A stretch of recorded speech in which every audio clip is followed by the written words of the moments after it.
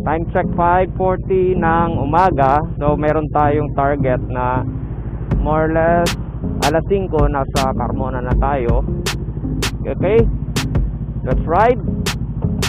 Lord, bless our trip. Thank you, Lord.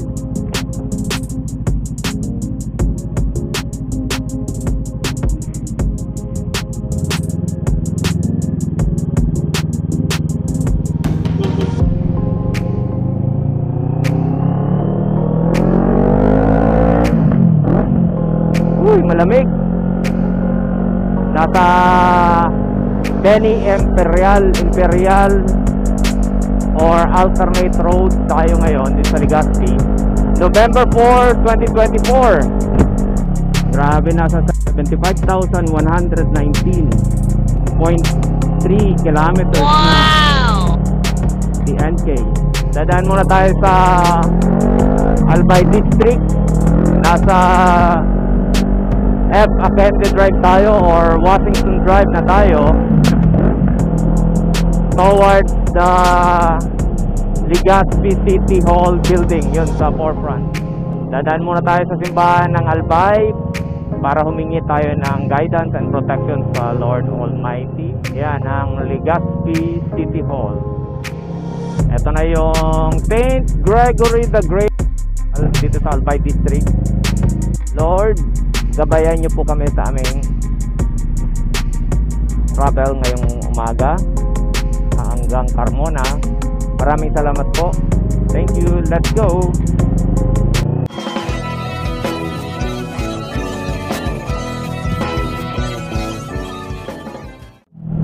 Babiyahan na naman tayo ng more than 430 kilometers kasi 485 yung one way namin noong Biyernes, November 1.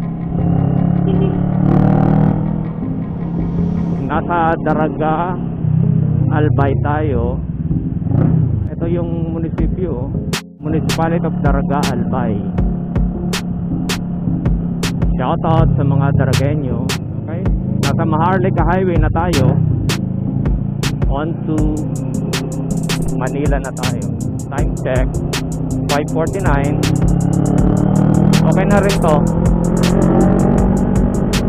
para mag take off namin dito, hindi mainit. Yan ang mayon. Welcome to Albay. Okay, na first glance nyo ang mayon, umagang umaga nagpakita sa amin si Bulkang Mayon, famous dito sa Albay, famous tourist spot. Bago ang sapatos ni NK400 sa likod, okay pa naman yung harap niya. Parehas na Bridgestone Batlux A41 Adventure tires to, kaya dual compound, all weather. Kaya confident tayo sa mga ganitong basaang kalsada. Investing on the right material para sa safety. Ganun lang tayo. Gears, PPE, helmet. Dapat tayo mag-invest sa mga quality materials para hindi nasa sakripisyo ang safety. Okay, shout out sa mga subscribers and followers ni Tony Moto TV. Good morning. Good morning, Philippines. Good morning, world. On our way to our residence sa Cavite. Okay, papasok na tayo sa Kamalig Bypass Road. Welcome to Kamalig Albay. Okay, i-shut off ko muna ang aking camera. So, bye-bye. A few moments later. Approaching tayo ng province of Camarines Sur dito sa tulay na ito. Ito na yung border ng Albay at Camarines Sur. Good morning, Albay, and welcome to Camarines Sur. Time check 6:37. Okay, let's go. So, balikan ko kayo later. Welcome to Naga City. Time check 7:31. So tumatama yung ating ETA na 7:30 ang ating arrival sa Naga City. Actually hindi ito bayan eh, nandun pa sa kanan yung bayan.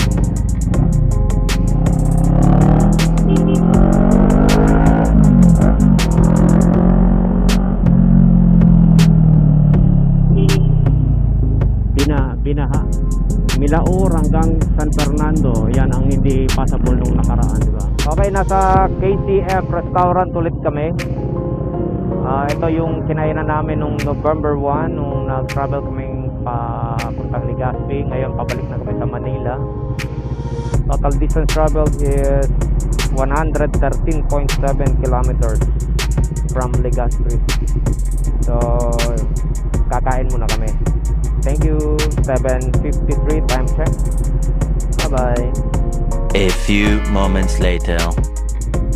Expected time of arrival namin sa Tabugon is 11 a.m. Okay? Ride safe.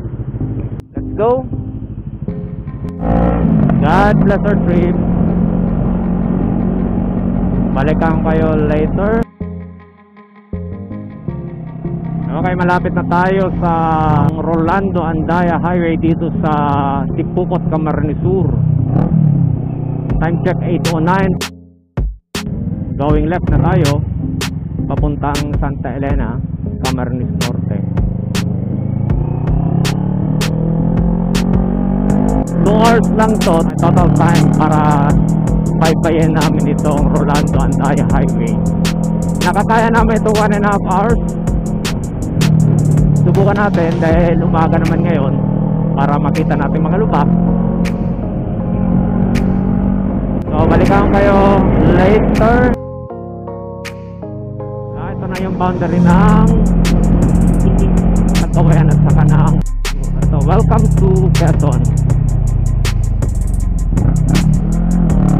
Time check 10:12. Okay, balikan kayo later. Tayo time check 10:56.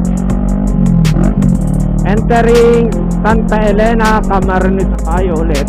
Leaving Tagkawayang, Quezon. Yan ang boundary ng Quezon at ng Camarines Norte. Nagtatraverse kasi ang Rolando Andaya sa Quezon. Ito ay Cam Norte na naman. Pagdating doon sa may welcome arc ng Bicolandia, Quezon province na yon ulit. So balikan kayo later. Andaya Highway dito sa Tabugon, Santa Elena, Camarines Norte. Time check 11:03. So dediretso tayo sa Calauag, Quezon. So yung estimate natin na 11 o'clock ng tanghali tumatama. Umalis kami sa bahay ng 5:45. Welcome to Bicolandia Landmark. Okay, time check guys, 11:06. Okay, leaving tayong Camarines Norte, entering Quezon province na tayo. Yan, time check 11:06. Okay, so balikan kayo later. Umuulan na naman. Okay, approaching na tayo dito sa entrance ng Atimonan Old Zigzag Road. Okay, time check 2:13 ng hapon. Okay, 2:13. Shout out sa mga tropa pips natin. Okay, first na Tico. Ano ito? 360 ito ba? 360? Tama, no?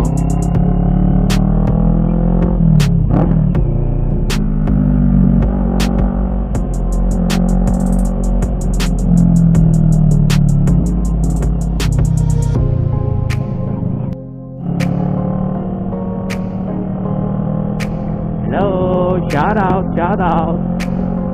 Naka 328 kilometers na tayo from Legazpi.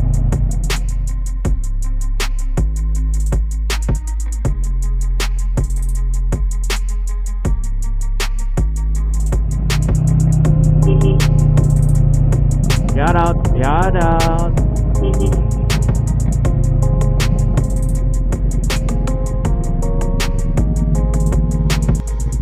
So shout out nasa apex tayo ng Atimonan Old Zigzag Road. Pababa na tayo. Ayun oh. Maraming sasakyan.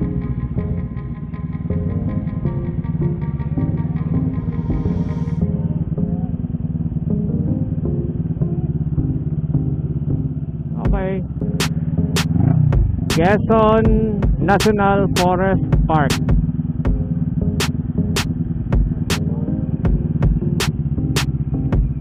Ayan.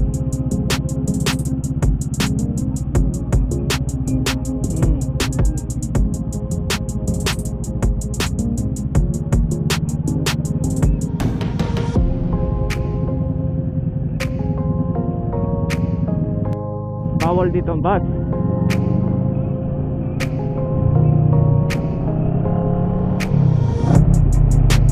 Walang bus na pinapayagan din since noon.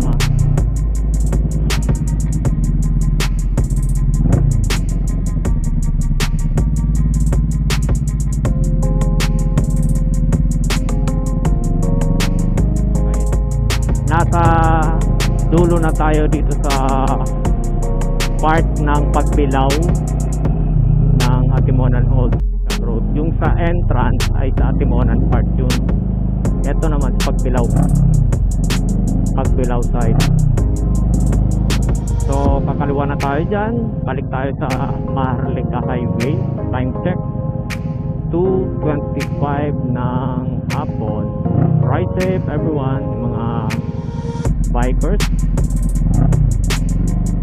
So balikan ko kayo later. Bye bye. A few moments later. Okay, nasa dulo na tayo ng Quezon Eco Tourism Road. Turning left na tayo dito sa Rosario San Juan Candelaria Road. Walang ka-traffic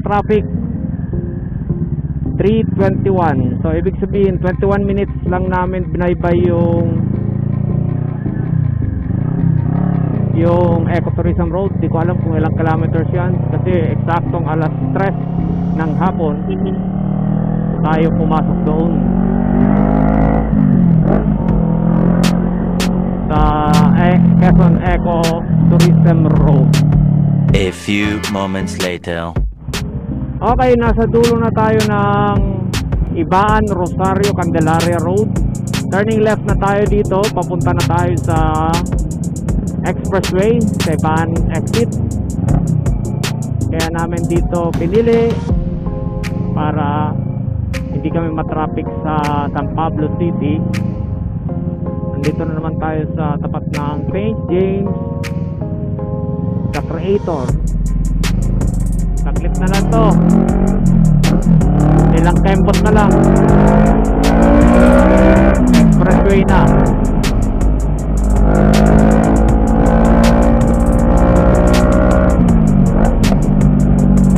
Balikan ko kayo later.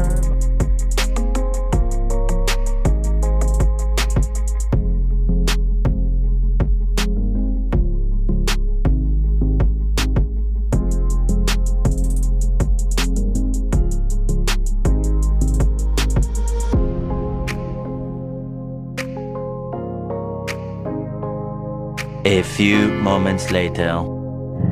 Touchdown na tayo dito sa Carmona.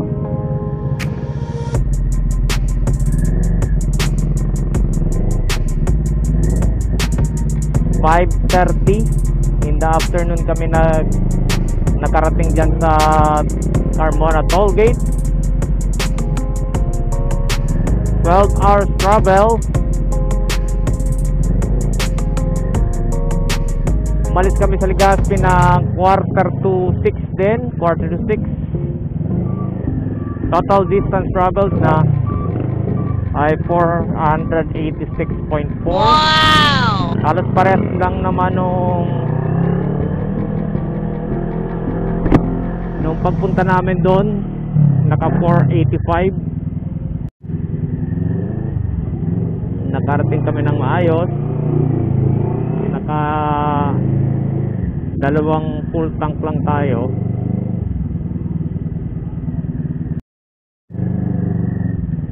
Bale, almost 50 liters lang naubos natin. Dahil 17 liters ang laman ng tangke. So every time na nagre-reserve siya ay may remaining pang 7 liters. So 10 liters lang nauubos niya. Ang naubos before siya mag blink yung indicator na nasa reserve niya siya. Grabe tong NK400. Tested na sa performance. Dadaan muna tayo sa simbahan ng Carmona para magpasalamat